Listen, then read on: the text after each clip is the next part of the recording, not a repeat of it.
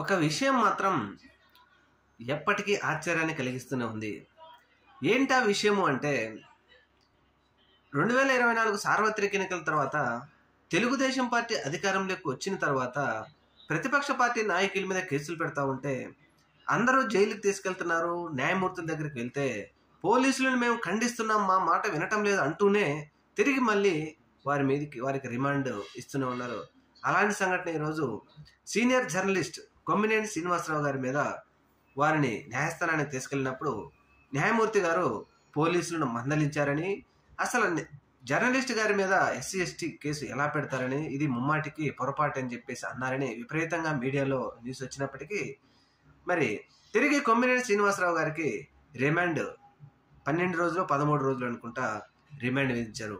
పోలీసులు అలా కేసు పెట్టి న్యాయమూర్తుల దగ్గరికి తీసుకెళ్లడమే ఆలస్యంగా మరి వీరిని రిమాండ్కి పంపిస్తున్నారు న్యాయమూర్తులు.